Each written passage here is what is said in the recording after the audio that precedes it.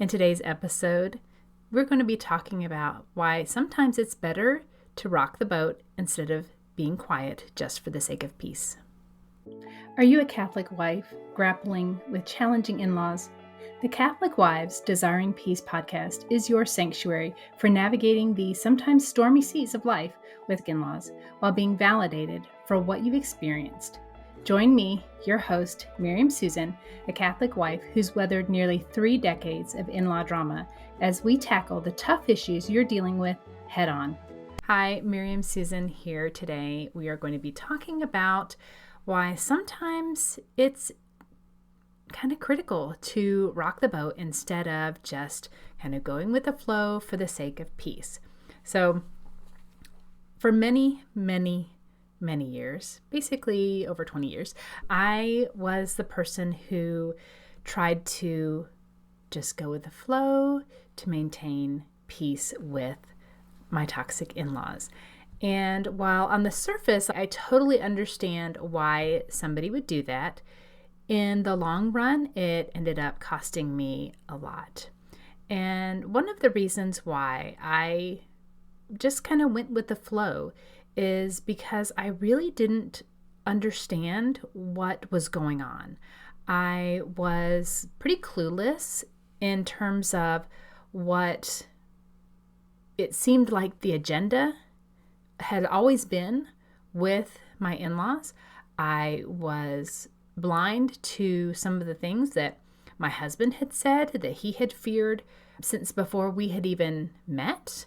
I was not thinking that the facade that I saw put forth by my in-laws was not their true selves. I am a very literal person, and if you say one thing to me, then I will take you at your word.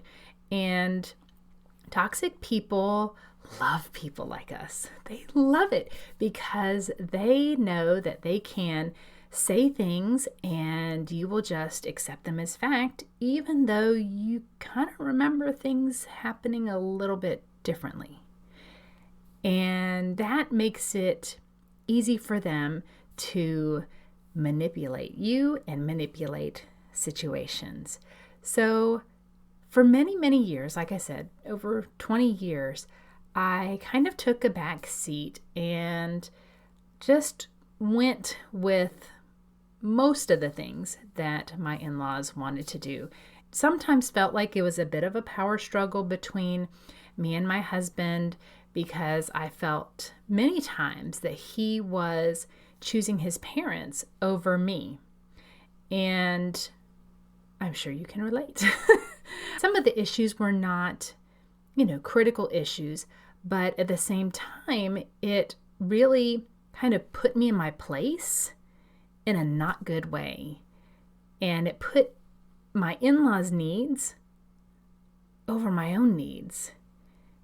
It often felt like my husband was more concerned about pleasing his parents and keeping the peace with his parents than he was with building a strong relationship with me, his wife. It was very confusing to me. I didn't grow up in a Christian home, so I didn't know what appropriate behavior was from in-laws. And as a Christian wife, I had read that you're supposed to be submissive, and so I just kind of went along with that. I am a very independent person. I tend to be stubborn and have a natural tendency towards selfishness. And yeah, really flattering to share that with you. But to be in a marriage where I felt like I was often the second person in line for decisions was really harmful. And it really painted a picture in my mind and in my heart of a husband who was not willing to do whatever it took to protect me, and not just to please me, not just to, give in to whatever whims I had, but the idea that if things came up when it was a choice between me or his parents, that he would choose his parents. that is not healthy. That is not healthy. And I praise God that he has seen the light, so to speak, and seen the reality of how detrimental his parents' behavior has been into our marriage. And we have corrected things by, unfortunately, going no contact with his parents. But when you are married and when you have these issues come up with your in-laws, for you to just kind of go along and not, I don't want to encourage you to fight with your husband, of course not, but for you to allow and enable some sinful behavior from your toxic in-laws into your marriage, I feel like we might be held accountable for that. I don't know for sure. I'm not a priest. I'm not a theologian. I have a very basic level knowledge of Catholic teachings and the scriptures, but I know that enabling sin will bring judgment on us. And when we don't rock the boat, when we try to just keep the peace and not say things when maybe the Holy Spirit is prompting us to say something, that is not good. And so for all these years, I did put up some resistance on certain things. My husband did listen for a lot of things. He did. But there was always a sense for me that at any moment, depending on how his parents took some news, he might kind of cave and kind of push back on me pushing back and then cave in and do what his parents wanted to do. And a lot of the times it had to do with our children and spending the night or just even driving in a car from one place to another. I did not like them having time alone with them because I had seen some toxic behavior. And I had mentioned in a prior podcast episode, that I didn't quite have words for what was going on. I just knew something wasn't quite right. And he would feel bad and he would feel guilty and feel all the things that his parents wanted him to feel, all the shame, which I talked about in another episode. He felt guilty for not letting them have time with the children when they were behaving well. And I was the one that felt like I was being mean or hateful, when really it was just like, it just doesn't feel right. Something is not right with this relationship. There were issues that had happened that were never addressed. And so there was this level of mistrust that was there. And for the sake of not fighting with my husband, I let things happen that I wish I had stepped up and advocated more for my kids than I actually did. And so when we're looking at this toxic dynamic with our husbands and our in-laws, and he's doing everything he can to try to make everybody happy. He wants his wife to be happy, but he also wants his parents to be happy. And as wives, if we're just kind of floating along, it doesn't work. And what often ends up happening is that resentment builds in the wife towards her husband because he's not stepping into the role, as I said before, of being the protector and the head of the family for you and for your marriage. And then your in-laws kind of plant themselves into a position of prominence in your family that is a place where they don't belong. It is not the way God designed. While I don't want to encourage you to pick fights with your husband, absolutely not. I don't want you to do that. I do think that there is an appropriate way for you to speak to your husband about some of these things that are coming up and just let him know that it kind of feels like right now you are more concerned about pleasing your parents than anything else. And that really hurts. Obviously, delivery is everything.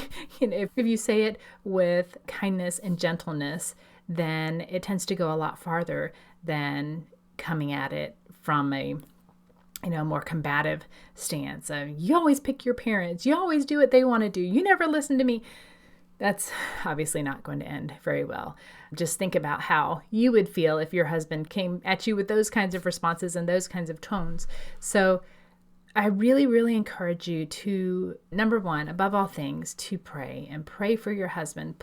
Pray for him to see things clearly.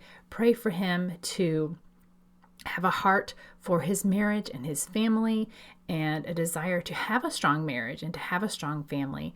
And in order for that to happen, he has to be strong. So number one, pray for your husbands. I can't tell you how critical that is, especially as a Catholic wife, to pray for our spouses and to pray for protection for them, protection for their minds and their hearts and their physical bodies. And that really will help them to get to the point that you and your marriage takes top priority. So that's number one, is to pray for your husband. And number two is to approach him gently about what is going on. Approach him gently about how you feel hurt and you feel slighted and you feel like his parents or one parent, if there's one in particular, are trying to drive a wedge between you two. And that's one of those phrases that's very common that toxic people will try to use against you. They will say, well, you're trying to put a wedge between me and your dad. You're trying to put a wedge between me and your kids, or whatever. That's one of those phrases. But approach him gently about the situation and what's going on, and really talk to him and try to help him to see that you don't hate his parents, that you're not in this competition, which a lot of times it feels like it is a competition. It should not be a competition between you and his parents.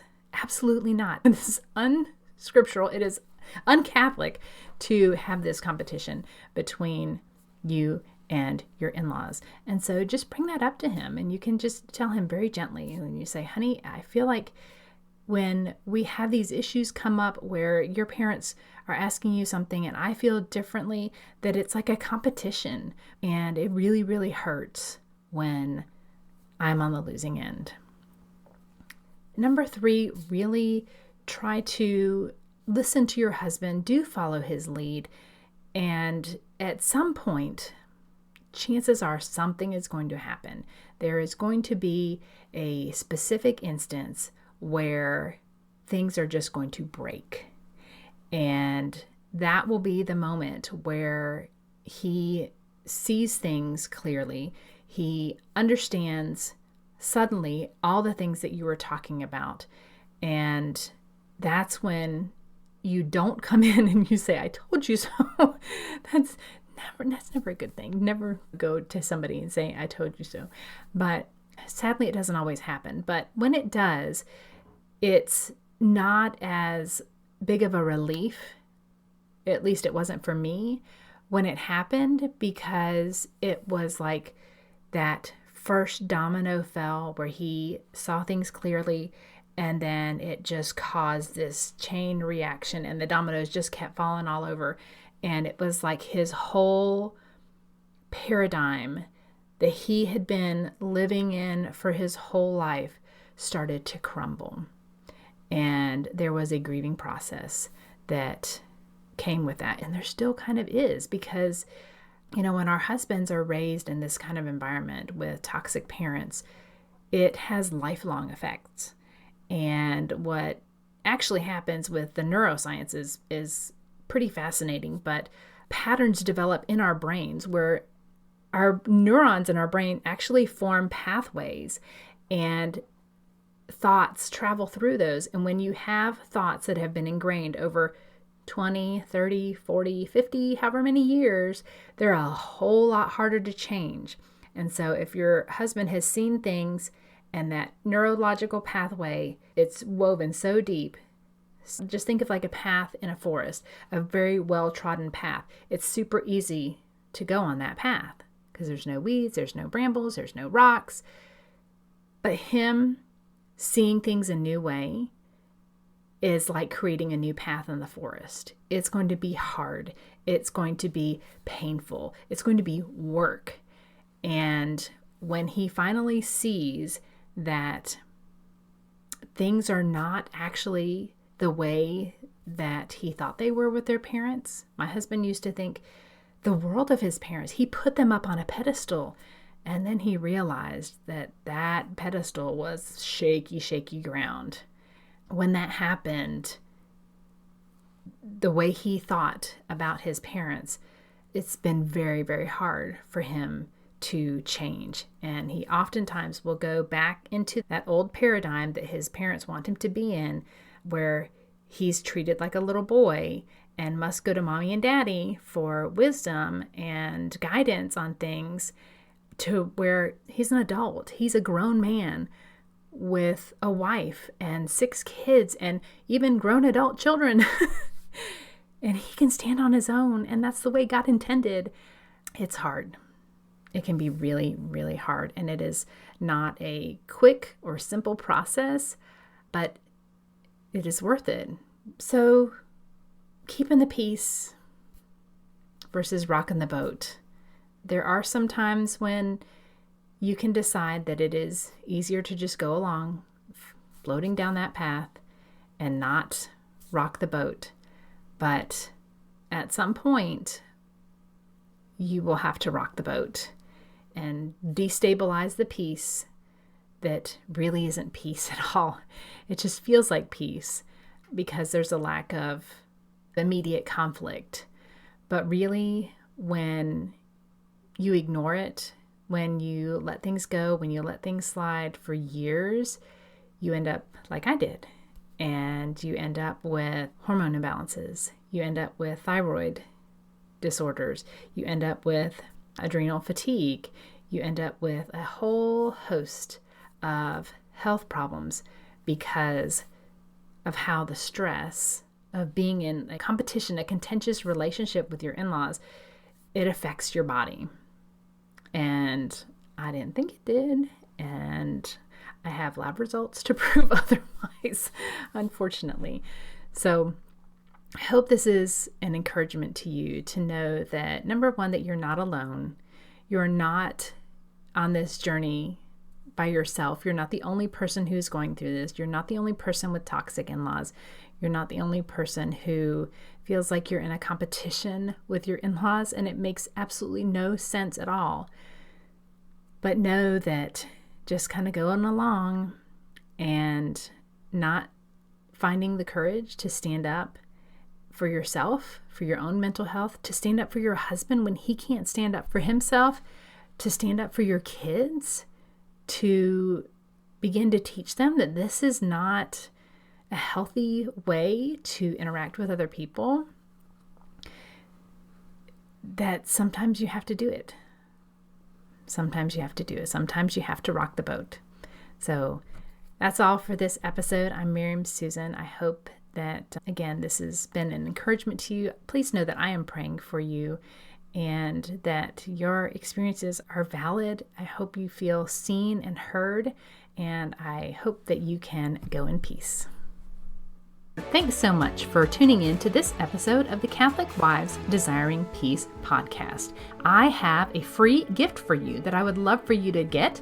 It is my free scripts for toxic in-laws. It's a little PDF that you can use to give you some examples of how to speak to your in-laws about certain issues. I'd love to give it to you absolutely free. So if you head to desiringpeace.com/gift, it will be there waiting for you. Just enter your name and email so you can start using it for inspiration on how to talk with your toxic in-laws. Again, thanks so much for tuning in. Go to desiringpeace.com/gift to claim your gift now.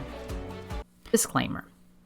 All content and information on this podcast and our website, including our programs, products, and/or services is for information and educational purposes only and does not constitute professional medical, psychiatric, or mental health advice of any kind, and does not establish any kind of professional client relationship by your listening to this podcast or use of my website.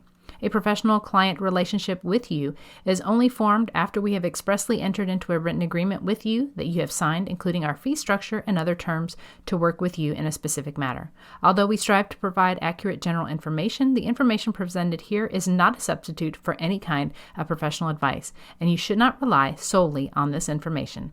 Always consult a professional in the area for your particular needs and circumstances prior to making any professional, medical, or mental health related decisions.